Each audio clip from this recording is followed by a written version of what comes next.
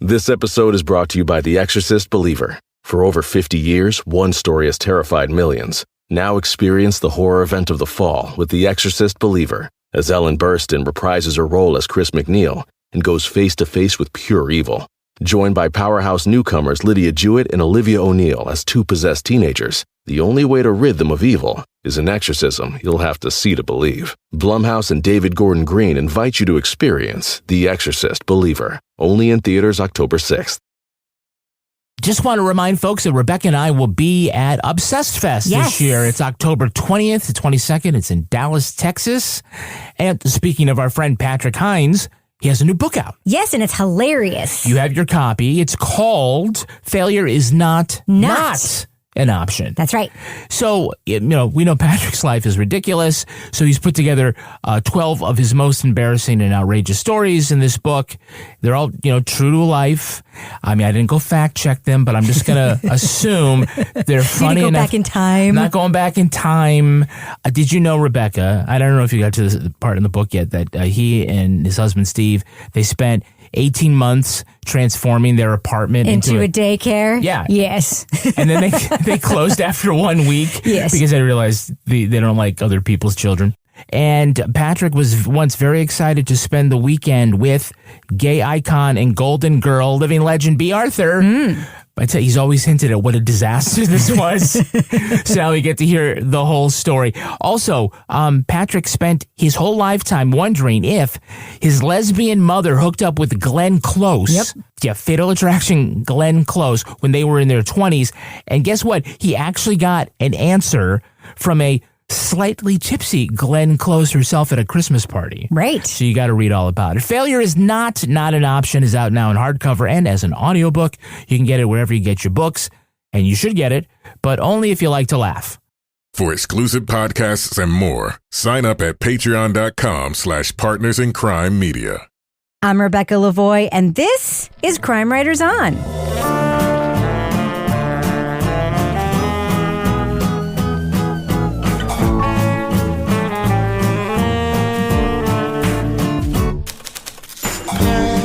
Crime Writers On is the original true crime review podcast that digs into true crime, pop culture, other podcasts. And on this episode, for decades, the Boy Scouts kept confidential records of sexual predators within their ranks. But the organization did almost nothing to prevent the largest sex abuse case in history. We'll discuss the Netflix documentary, Scouts Honor, The Secret Files of the Boy Scouts of America. Joining me to get that done and more is true crime author, TV journalist, and host of the These Are Their Stories podcast, my husband and love of my life, Kevin Flynn. Hey, Kevin. Hello, Rebecca. Also with us is private investigator, certified pet detective, resident cat lady, and author of the Piper Green series of cozy mysteries, Laura Bricker. Hey, Laura. Hey, Rebecca. And finally, our resident Doubting Thomas, the author of the City Trilogy of novels, host of Strange Arrivals podcast, and our Patreon Deep Dive Book Club podcast host, Toby Ball. Hi, Toby. Hello, Rebecca. Okay, so Kevin. Yes. This is Thursday's podcast. It is. What is coming up on Monday's show? On Monday, we're going to be talking about the new podcast, Exposed, Cover Up at Columbia University. I believe that is hosted by Laura Beale, is it not? I haven't listened yet, but I believe so, right? Yes, I know that. From the Dr. Death series. Yes, the only reason I know that, by the way, because she emailed to tell us about the podcast. And apparently you'd already booked it, right? Like you'd already it was already on the schedule, but I'm excited to listen to that one because lots of people have been telling us we should, and every time that happens, I'm always like, oh, we should probably listen. She's writing in because she wants redemption from Crime Writers On. Why? Did we do something to her? I think the last Dr. Death or the last thing she was on. Is that the one we didn't love? That place in Switzerland, and was it that? Yeah, that doctor, and the Bad Batch. Isn't she also Bad Batch? Maybe, yes. I forget. She's the one with all the hands. I love Laura, though. She's really nice. I've always never had a problem with her, yeah. Yeah, she's really, really lovely person. All right, so Kevin, before we start the program, is there anything that you would like to plug this week? Yeah, just want to let you know that next week is my annual Walk a Mile in Her Shoes fundraiser. You've been hearing me talk about this. I will put on a pair of high heel shoes, and I will walk with a bunch of other people to raise money for the Crisis Center of Central New Hampshire. And they provide emergency services for women and families in need who are having crises, intermittent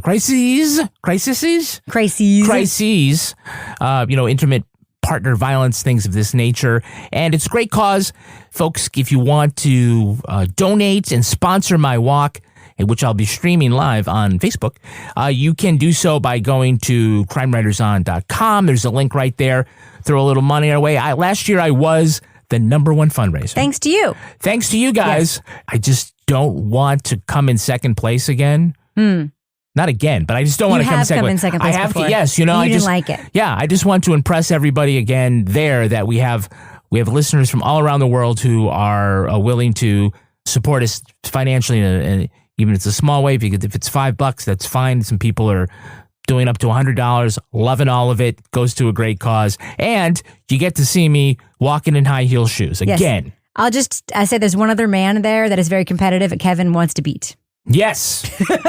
He may or may not wear a uniform. Yes, Kevin wants to beat him again.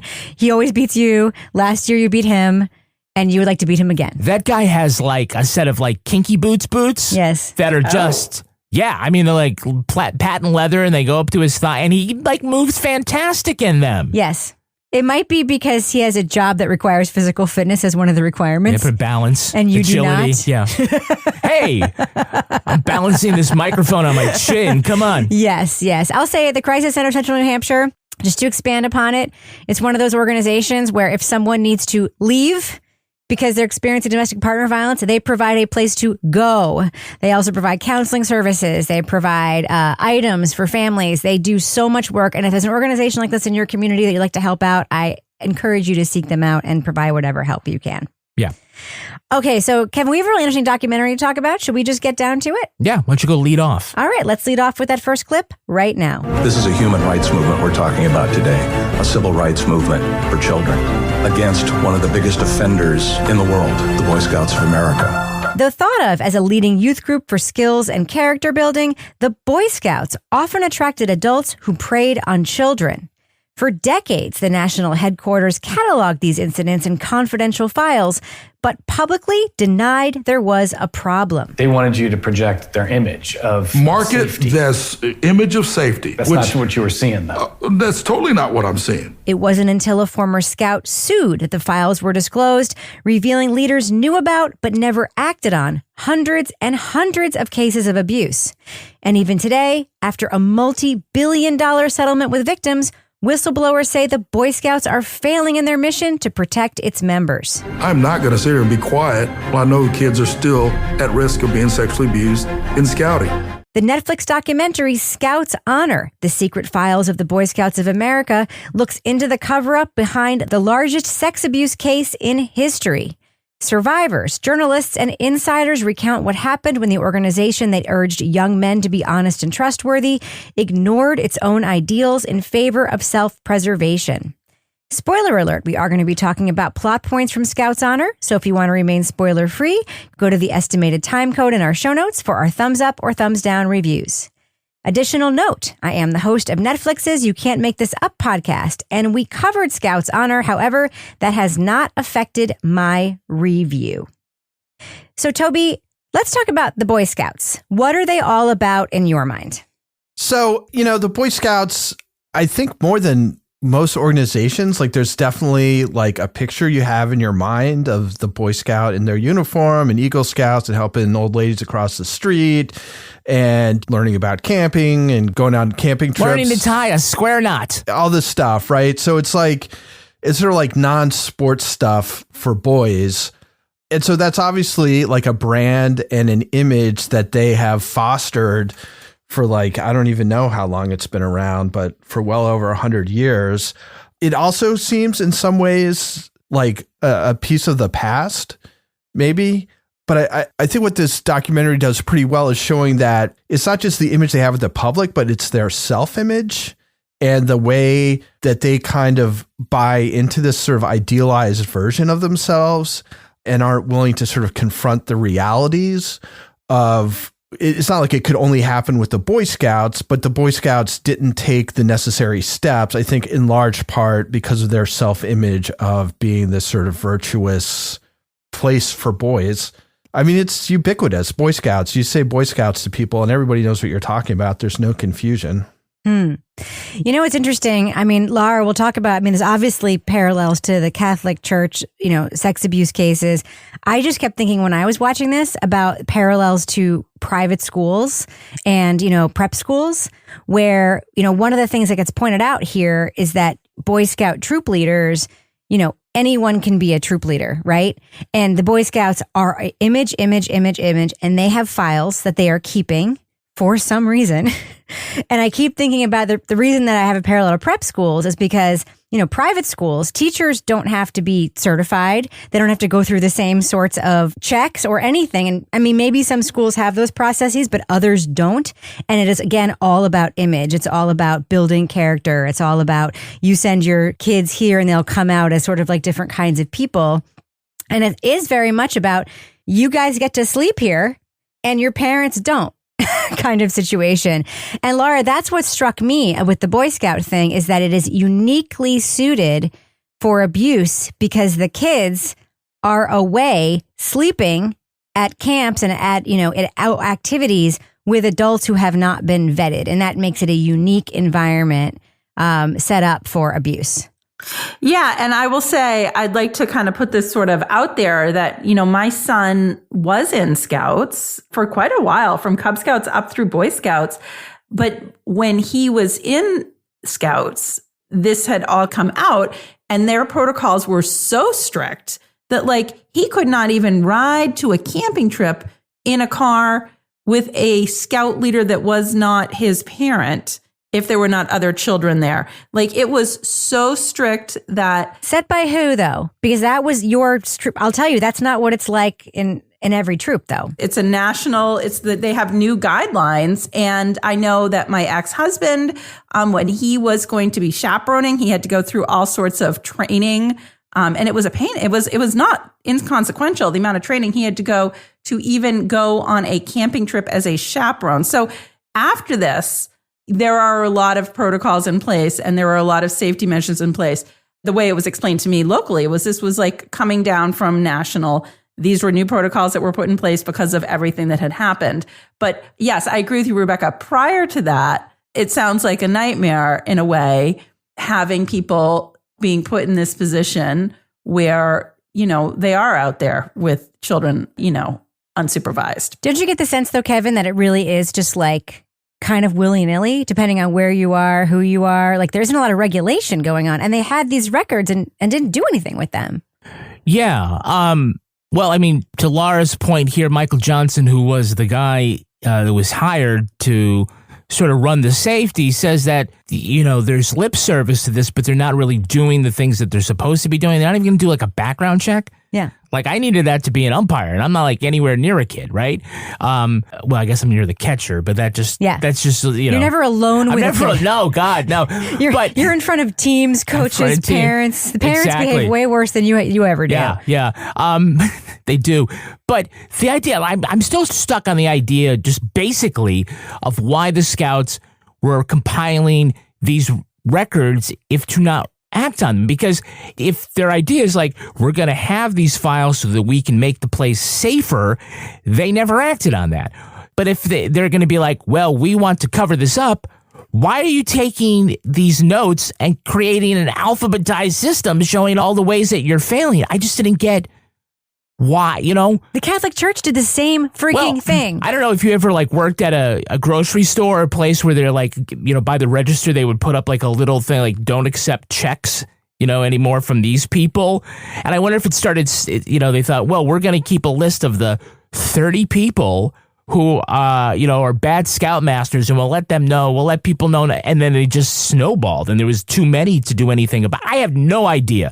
That's the only thing I could possibly think of why you would just take the names and then not do anything with it. My assumption was that just in a place that's got to have a decent sized bureaucracy, there was probably somebody who thought it was a good idea to collect all this stuff, but then the person who was supposed to sort of put anything into action was fuck no, we're not doing this. So it wouldn't surprise me if it was just two people with different ideas about what was going on, or two departments, because that feels like that happens all the time. And with something as explosive as this, when they talk to the general counsel, I mean, that guy just seems like, in some ways I felt bad for him. I'm like, this is a freaking no-win situation for you. Like, you're just getting nailed for all the stuff that's happened before.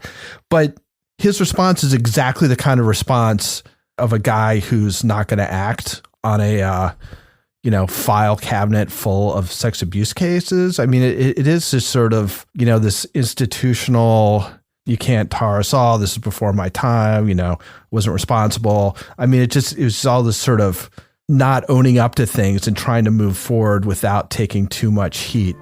I would tell you that we're a microcosm of our entire society. If we had a problem, our society had a problem, many other institutions had the problem. We just happen to be the one with the deep pocket right now and the one that's willing to make the social commitment to try to make it right and to try to apologize, to try to do everything we can to keep kids safe, to try to compensate for these victims, but then to continue the mission. But can we talk about the files? I mean, the perversion files, that was actually the name of those files, and that they had them going back more than 100 years. That's the part that is kind of astounding, that it was so prolonged at the core. And that makes me sad because, like I said, I have family members that were in Scouts that are now in their 60s that have had very positive experiences. And it's sad that something that at its heart could have been about teaching about the outdoors and camping and being a good citizen has this 100+ year history of covering things up and putting it in files like that. To me, that's just very sad. Well, in the modern case, there's more than 82,000 victims in the contemporary case. That's what makes it the largest. And by the way, that's just people who have come forward and talked about it, right? So we know there are many, many, many, many more victims than these 82,000.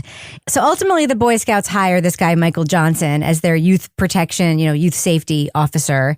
And he's former law enforcement. And in my opinion, and this, I think, often happens where institutions, in an effort to protect themselves, hire somebody sort of as a like a figurehead, right? Mm-hmm. They're like, we've hired this person, we've hired this ombudsman, or we've hired this, in some like corporations, it's like our chief diversity officer. We've hired a person to solve a problem that we know we have, who they don't actually think is going to do anything, but because they have the job, they think having the job is enough, right?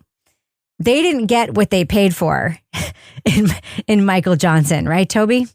Yeah. I mean, he shows up and he's like, what are we going to do about this problem? And that's his career. He knows what you're supposed to do and goes about looking into things and finds that not only are people not taking it seriously and deluding themselves or whatever, but I think he talks a couple times about the guy who's in charge of the Boy Scouts, who actually has his name put on a publication about child safety in the Boy Scouts. And he didn't actually even read it. It was just like he had some lackey who was on this committee. So he doesn't even really know what's in it. So he's there for a while, and then he finally gets so frustrated that he becomes a whistleblower, right? He leaves and becomes a whistleblower and is among the people, although I guess we'll talk about the other case later that really brings it all down, but who exposes what's going on. And his point is that it's like inherently a high risk organization. Just when you're giving adults that kind of access to kids, especially in overnight situations, like you just got to think of that as being high risk, even if it's only like a certain percentage of the time. But they didn't approach safety that way, right? They didn't consider it high risk. What were they telling you to say? Oh, that Boy Scouts of America is safe. The Boy Scouts of America is gold standard. The Boy Scouts of America has a rigorous application and screening process. That the Boy Scouts of America conducts criminal background checks of all of its leaders. That the youth protection program is better and by far than any other youth servant organization program. Yeah, I don't know if you know, I mean, there's the Scout Oath, which starts off, on my honor, I will do my best. And they obviously did not live up to those ideals. And then there's also the Scout motto, which is be prepared, So you always have to be prepared for me transitioning into the business section. Oh, Kevin, we were not prepared for that, but I guess we should have been. Should have been. Yeah. I'm here sitting here. I'm tying knots. Yeah. I'm doing tote and chip, which is like you take the knife and you like whittle. Yeah. Right. I went to summer camp. God, with the this Scouts. is I did it all. I'm sorry. This is all so old fashioned. I can't. You can't. I can't. We'll talk about that after the business section. Go ahead. Okay, so when I say be prepared to watch us live on Patreon, talking about Only Murders in the Building on October 3rd. We want you to watch the season finale on Hulu and then join us live as we give our reviews for a quick turnaround on hopefully be an excellent episode, great discussion about one of our favorite TV shows. Will we guess who the killer or killers are, and will we be satisfied with the way it ends up? Join us there. You can sign up for Patreon, of course, by going to patreon.com/partnersincrimemedia. You can get episodes of Crime Writers On early and ad-free. You also get exclusive podcasts, more than 400 of them behind the paywall there. And you get, the Crime Writers On After Show. You get Married with Podcast, where Rebecca and I dish out advice like to the woman whose kid kept biting everybody at daycare. I love that question. What to do about that? She's afraid he's going to be marked forever. No, it's the kid's. He's a baby. Going to be scarred. Yeah. He's a baby. Yeah, Laura Bricker has this great episode called "What a Dump," because some giant dog, mystery dog, is pooping all over. It's like Clifford the big red dog is pooping all over Exeter. Clifford's big brown dookies. What? Yeah. Marmaduke.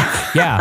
So she's looking at that, and of course we have Toby Ball's Deep Dive Book Club. The latest book is called Beneath a Ruthless Sun, and is written by Gilbert King, who's the investigator behind Bone Valley. So we got Bone and Dookie all in the same business section. We're really mature here. Yeah, we really are. We get that a lot, by the way, how mature we are.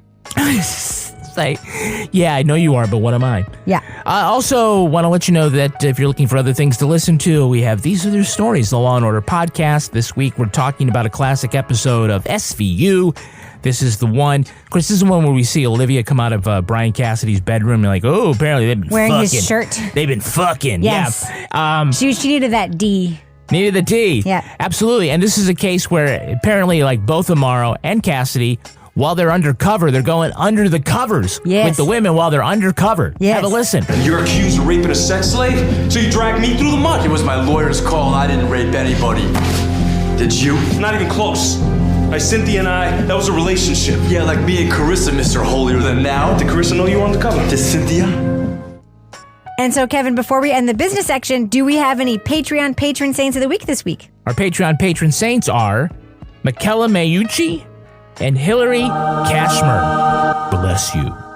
Bless you, Michaela and Hillary. Thank you so much for being patrons. Thank you for everybody who supports us on Patreon. I would recommend that you maybe try out our Patreon for a couple of months because there's some good stuff back there. You get it for 7 days for free if you want. Yeah, but even if you don't support us there, we really appreciate listening to our dumb business section anyway because, we appreciate you that way. All right, Kevin, does us end the business section? I don't know. You want to talk about Dog Dookie anymore? No. All right. Well, then, thus ends the business section. I'm going to go ahead and fade that music out right now. This episode is brought to you by The Exorcist Believer. For over 50 years, one story has terrified millions. Now experience the horror event of the fall with The Exorcist Believer, as Ellen Burstyn reprises her role as Chris McNeil and goes face-to-face with pure evil. Joined by powerhouse newcomers Lydia Jewett and Olivia O'Neill as two possessed teenagers, the only way to rid them of evil is an exorcism you'll have to see to believe. Blumhouse and David Gordon Green invite you to experience The Exorcist Believer, only in theaters October 6th. Okay, so Laura, there is a component of this that does cross over, of course, with the church. There's a conversation here that I don't think is insignificant about, Mormon influence on the Boy Scouts and how a lot of Boy Scout meetings do take place in church basements. So there is not a religious affiliation with the Boy Scouts. Oh, totally. And I will say, again, going back to my own family's scouting experience, there are two scout troops in town. One is affiliated with the Catholic Church and one is affiliated with, I feel like they were in the basement of the Jehovah's Witness church. Ooh, it's like the Jets and the Sharks. I know. So it was like, which troop are you going to go to? The Catholics or the Jehovah's Witness one? But so they always had that, sort of behind, like, okay. And it wasn't any sort of overt religion sort of brought out. But yeah, there was that affiliation. And I was like, of course the Mormons are involved in this. Yes. You know what I mean? Yeah. Was it the Mormons that were more upset about gay troop leaders? It didn't have an influence. Yes. I mean, absolutely they were. Absolutely they were. More upset about that than children being molested. So go figure. But we'll get rid of these gay leaders, and then we will be morally straight and clean. Yeah. That was the language that was used. I'm like, are you fucking kidding me right now? Really? I'm just going to throw something out there, and you may all disagree with me. I think a lot of the norms of the Boy Scouts and everything that they represent are so freaking old-fashioned and weird to me. The whole idea that boyhood and masculinity is shaped by things like going in the wilderness, tying knots, being a man in this certain way. Of course it's homophobic. Of course, it's like tied to all of these things that are rife for abuse. It is just like the Catholic Church, where it's like, you have to be a certain way. You can't sin. You have to be pure because that's the only thing that makes you a good kind of person. The Boy Scouts is very similar in its view of masculinity, where like boys have to be a certain way to be a boy. Like, that's just like, it's like taking you back to like the 1930s and 40s and 50s. It's like reading an Ernest Hemingway book where it's like the code of honor. Like you have to do these certain things. It's like you're returning from war and you have to have all these skills.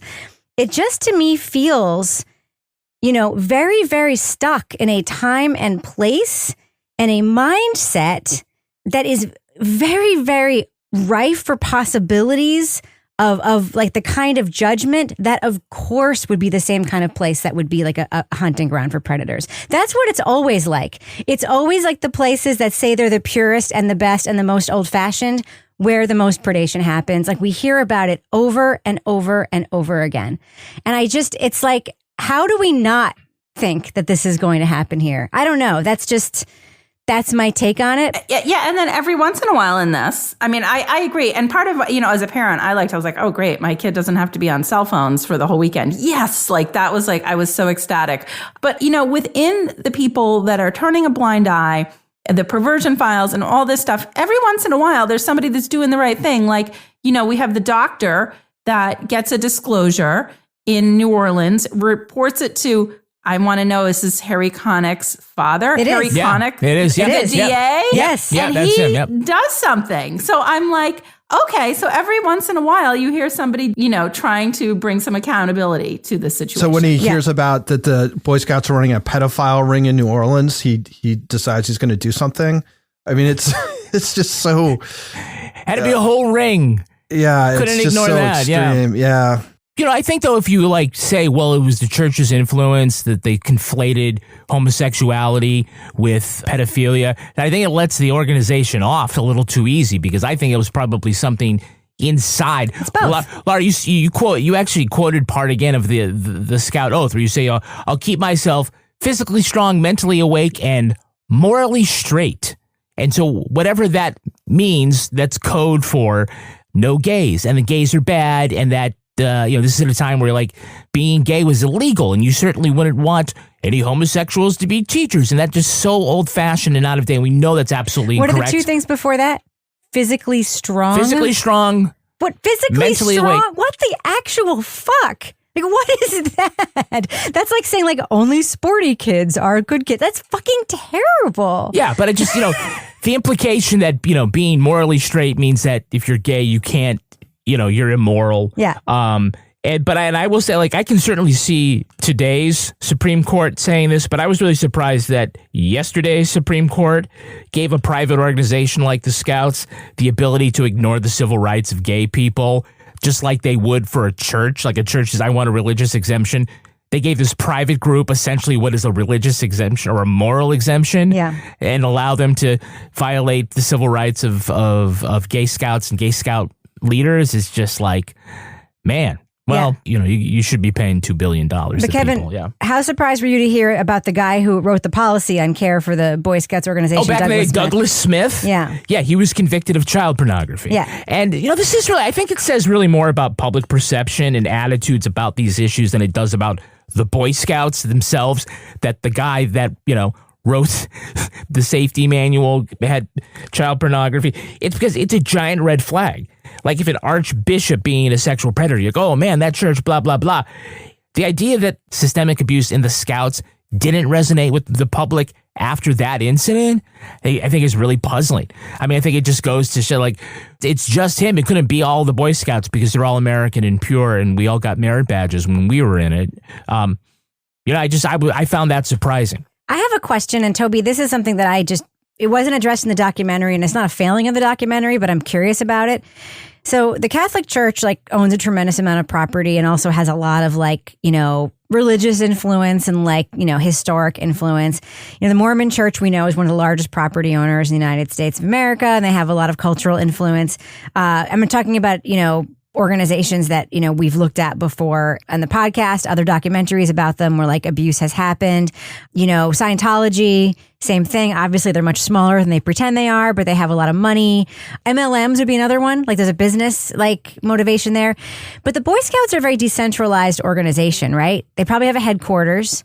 They get dues, to run the troops and stuff.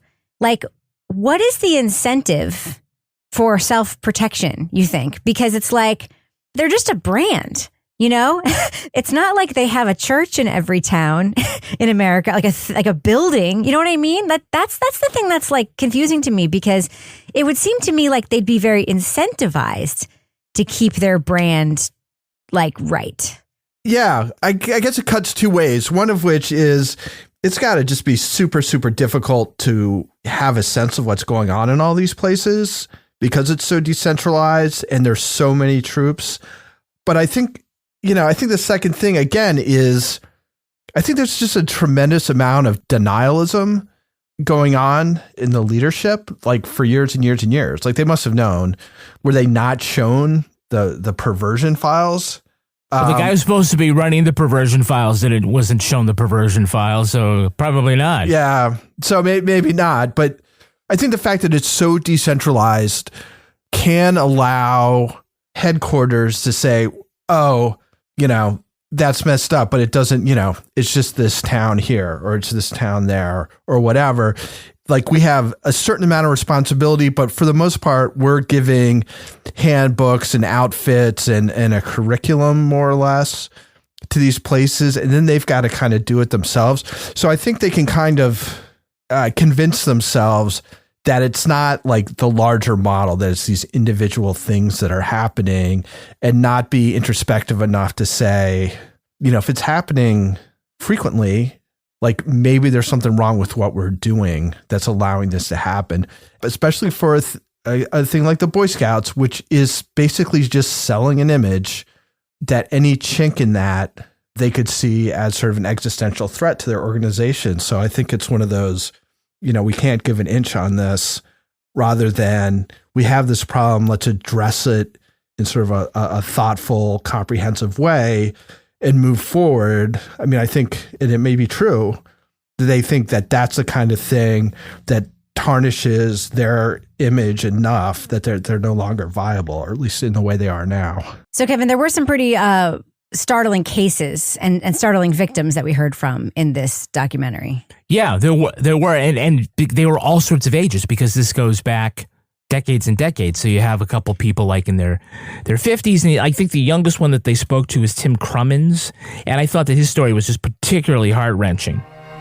As he was assaulting me, he kept saying, "You're nothing, and you're never going to be nothing." That shame became mine, and it's still there. And when something goes wrong, it confirms in my mind what I have always known to be true. I am nothing, and I'm never going to be nothing. That's what the assault did. Maybe it's because he's the youngest and this is all really fresh, but his abuser really found a way to ratchet up the trauma with his berating him during the abuse like that. But I thought that his story about smashing the scouting award that his father got, smashing it, and then gluing it back together, and then like sometimes smashing it again, putting it back together. I mean, it's like you can't write that kind of symbolism. You would consider it way too corny in a novel, but here it's just so moving. He's trying to work through this stuff, and he's really trying to put his own pieces back together. It's funny. Before we started talking about this, I didn't want to be like. I actually looked up Girl Scouts and sex abuse stuff, and I found a bunch of cases of Girl Scouts with sex abuse cases, most of which were against male troop leaders, interestingly. Okay. But there's actually a page on the Girl Scouts website that says, you have to talk to your girl about physical and sexual abuse. Here's how. The Girl Scouts have, I guess, proactively taken this stance about talking to kids about sex abuse, and they've actually made that part of their brand. Who do they say a kid is supposed to report to? Well, the website says, Kevin, secrets shouldn't be kept. Some secrets shouldn't be kept. Tell your girl that anyone asking you to keep a secret is a red flag for any adult to ask a child to keep information from your parents. Basically, really, this is all about not keeping secrets. So it doesn't necessarily say who you report to, but it doesn't encourage anybody to go to the police. Listen, I'm not saying the Girl Scouts are perfect, but there's a ton of articles about how cookies are a racket. And not a huge amount of articles about this. Yeah, and look, their lawyer is correct that this does happen in virtually, I'm going to say every youth organization. Yes. Or any place that you don't have to need a week to take children into the woods by themselves to find a way to prey on them, but to just say, it also happened here, it happened there, and we're just the ones with the deep pockets. It's kind of like, fuck you, man. Yeah. That's like you're really minimizing your role in it by just saying, oh, well, we're the ones with the deep pockets, and so they're coming after us. I want to give Laura the last word on something. Yeah. Boy Scouts of America General Counsel, Laura, what was your impression of him? I think he comes across as kind of a dick. Agreed. Sorry. Nope. I think that's fine. I think that's basically, he just deflects. He offers different explanations. I quoted him earlier. If we had a problem, our society had a problem. The Boy Scouts did not abuse these kids. We had some bad people who got in. At this point in the game, the deflecting, we're past that. Okay. Now we're in the making amends, doing the right thing, admitting what happened, making compensation available to the victims. We're not still in this, maybe it happened. So I think he just came across as a dick. This episode is brought to you by The Exorcist Believer. For over 50 years, one story has terrified millions. Now experience the horror event of the fall with The Exorcist Believer, as Ellen Burstyn reprises her role as Chris McNeil and goes face-to-face with pure evil. Joined by powerhouse newcomers Lydia Jewett and Olivia O'Neill as two possessed teenagers, the only way to rid them of evil is an exorcism you'll have to see to believe. Blumhouse and David Gordon Green invite you to experience The Exorcist Believer, only in theaters October 6th. All right, let's do what we do. Let's let our listeners know, should they check out Scouts Honor, The Secret Files of the Boy Scouts of America? It's a documentary on Netflix. What do you think, Laura Bricker? Thumbs up or thumbs down for this documentary? Yeah, I'm going to go thumbs up with this. This was actually short as far as documentaries and shows go that we watch. And often I am like, oh, I'm great, it was short. In this case, it could have probably been longer, but I still feel like it got the job done in terms of covering the history of the perversion files, the abuse, how it came to the surface, and just, setting up that this was, something that was going on for over 100 years. And they had some of the victims in this documentary who really told very compelling stories about their experiences. And I think this was very well done.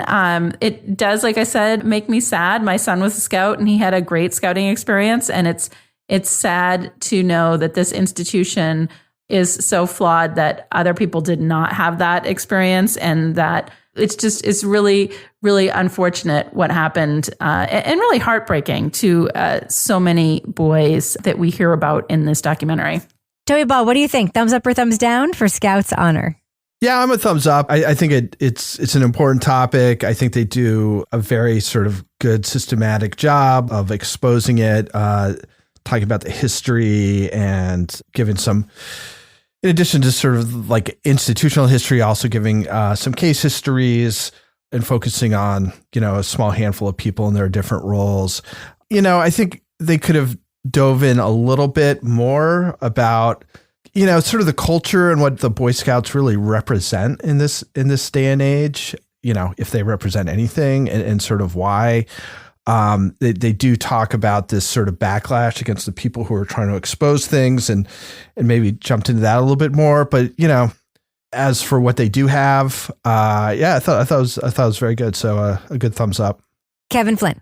Yeah, I'm a thumbs up. This is excellent. I was a Boy Scout. This was not my experience, but growing up in this world and living today, not surprised at all. But what was surprising about this particular case, it's not the numbers of people, although that is really, really incredible.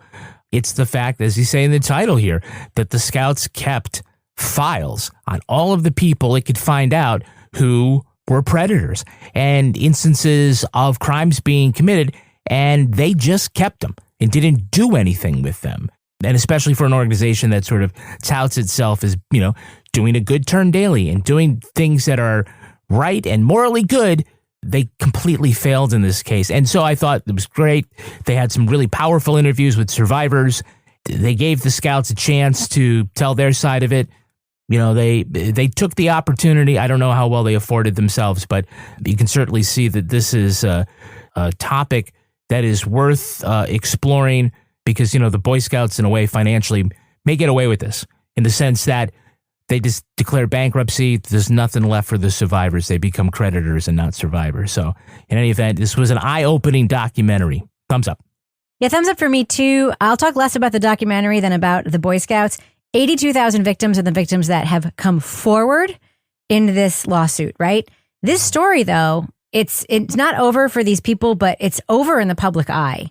Because right after this happened, there's other news about the Boy Scouts. Oh, we're letting in girls now. We're letting in other kids now. And it's they're very, very good at sort of preserving the sanctity of the brand. It's largely been forgotten in the public eye, and it should not be. I will just say, whether you're a parent or just a person in the world, any brand or organization that claims that it's about moral goodness, just run, man, just run. Things that are actually good are messy. They don't claim to be perfect. Anything that is actually good never claims to be perfect. Ever, ever, ever, ever. That is a lesson to take away from this. Things that are good do not claim morality, and they do not claim to be perfect. The Boy Scouts is a fantastic example of that. That's all I'm going to say about that. Big thumbs up for me for Scouts Honor. I really think the documentary is great. I think everybody should watch it, whether you're a parent or not, whether you have scouting experience or not. I think it's just super duper good. It's a great investigation. It's revelatory, and new facts emerge. That's it for me. Big thumbs up for Scouts Honor. That's going to do it for us. But before we go, Laura Bricker, do we have a cat of the week this week? We do, but it is not a cat. What kind of animal is it? It is a bunny. Ooh, I love bunnies. And this bunny is named Chloe, and this came from Jen, and I hope I don't butcher your name, Bakke. Bakke? Bakke? Jen Bakke, longtime New Hampshire listener. Jen saw a post from a woman a few weeks ago in one of her local social medias asking if anyone in the Rochester, Barrington, Gonick area was missing a gray lop-eared rabbit that was hanging out in her yard. No one responded. She had cats, no clue how to care for a rabbit, and she had just had surgery, so she just kind of let this rabbit go in and out of her garage until Jen went to the rescue. And it was a longtime free-range in the house rabbit owner reached out and went over and picked up the rabbit. She called the police. Nobody had reported this bunny missing, and it just hopped right in Jen's pet carrier. And Jen already has one in-home free-range pet rabbit who is neutered. Couldn't tell if this was male, female, went to the vet, found out it is a girl bunny. And so welcome to the house, Chloe. They have a gender reveal party for the rabbit? They did. They did have a gender reveal, and they didn't set off any titanium or explode anything like that other New Hampshire. Is bunny gender a construct, though? That's the question. It's just a construct, yeah. You know who else is a gender-free roaming bunny in the house person is my sister, Jen, in New York. Oh. She's a free roaming bunny in the apartment person, which is one of her bunnies is blind. So oh gosh. it's always hopping into the sofa and stuff. It's very funny. It's funny to me. I don't think it's funny to my sister, but it's funny. Oh, to me. that poor bunny. Well, What also, a great life. Isn't it poor bunny? She's got a great life. yeah, and this is Chloe is very cute. There's a beautiful picture of Chloe out in the garden. Also, Chloe loves to eat from the garden and is super great about using her litter box. So I don't know. It kind of makes me want to have a bunny, but I think my cats would probably try to eat a bunny. Jen, good job. They're pretty big. You can get a big one, and that's bigger than your cats, just FYI. Okay, Laura Bricker, folks want to reach out to you and send photos of their unusual animals to you, whether they be free range or not. How can they find you on social media? They can find me at Laura Bricker on Twitter. Tell me about, what about you? How can you be found? At Toyball NH. Kevin Flynn, what about you? I'm at Kevin P. Flynn. And if you want to reach me anywhere and tell me that I'm wrong about the Boy Scouts or any other institution claiming morality, you can find me everywhere at Reb Lavoie. You can also find the show everywhere at Crime Writers On, but I really do encourage you to join our incredible Facebook group. Just go to Facebook. You'll find our page. Hit join the group. If you know any of our names, we'll let you into our group. I'm just going to make a quick pitch for our group, Kevin. I know I belong to a lot of Facebook groups. Our group is the best one on Facebook. Agreed. It's healthy. There are no jerks. The discussions are great. People are supportive. It's just the best. People there are awesome. Get episodes early and ad-free at patreon.com/partnersincrimemedia. You'll also get the Crime Writers On After Show, Married with Podcast, Laura Bricker's Leave It to Bricker podcast, and Toby Ball's Deep Dive Book Club podcast. We're on YouTube, too. Our theme song was composed and performed by Ty Gibbons. Our line editor is the wonderful Livy Burdett. The executive producer of this program is Kevin Flynn. This show was recorded in the Treehouse Yoga Studio above the Mockingbird Cafe in Bay St. Louis, Mississippi studio, otherwise known as Studio C, the closet in our New Hampshire basement, where Kevin remains unsuccessful in teaching me the difference between a square knot and a double clove hitch. On behalf of all the crime writers, thanks so much for listening. And through. We will catch you later. Right over left, left over right. The latest book is called Under the Fucking Hell. I have to look it up every time. Burden of the... Yeah, I'm always like beneath, underneath, under a ruthless sun, beneath a ruthless sun. Yeah, it's called,